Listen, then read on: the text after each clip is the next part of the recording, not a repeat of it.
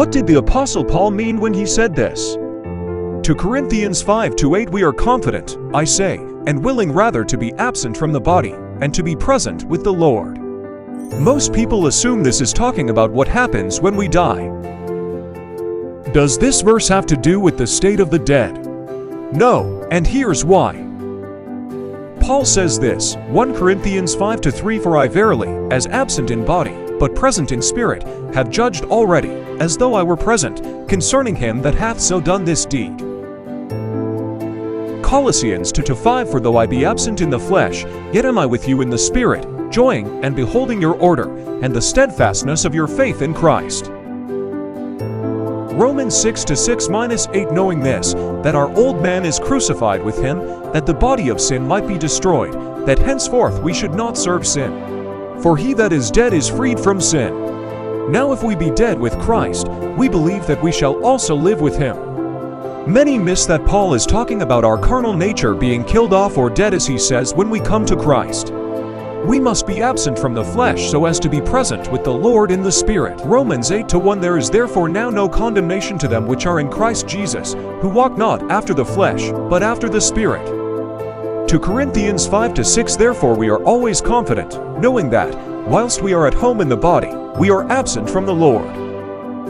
Paul then goes on to say, Corinthians, For the love of Christ constraineth us, because we thus judge, that if one died for all, then were all dead, and that he died for all, that they which live should not henceforth live unto themselves, but unto him which died for them, and rose again.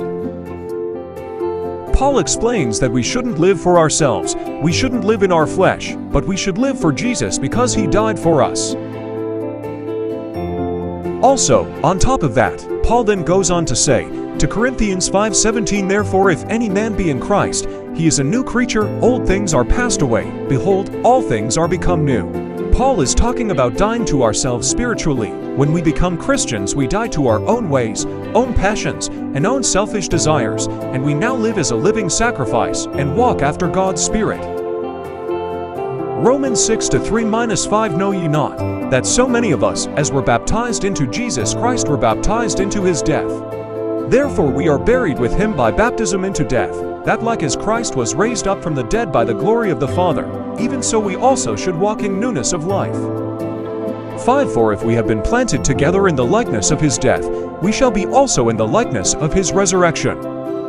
Romans, For what the law could not do, in that it was weak through the flesh, God sending his own Son in the likeness of sinful flesh, and for sin, condemned sin in the flesh, that the righteousness of the law might be fulfilled in us, who walk not after the flesh, but after the Spirit. 5-6 For they that are after the flesh do mind the things of the flesh, but they that are after the Spirit the things of the Spirit. For to be carnally minded is death, but to be spiritually minded is life and peace. 7-8 Because the carnal mind is enmity against God, for it is not subject to the law of God, neither indeed can be.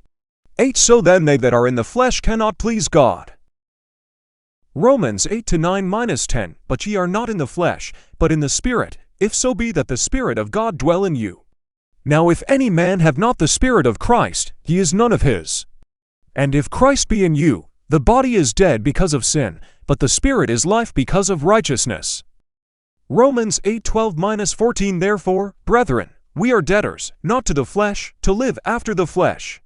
For if ye live after the flesh, ye shall die. But if ye through the Spirit do mortify the deeds of the body, ye shall live. For as many as are led by the Spirit of God, they are the sons of God.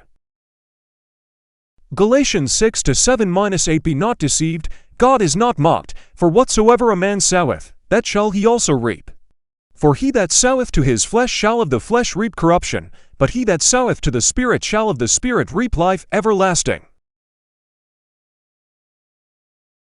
Now you know what the Apostle Paul meant. It's about leaving our carnal flesh and walking after the Spirit. May God bless you, and thanks for watching.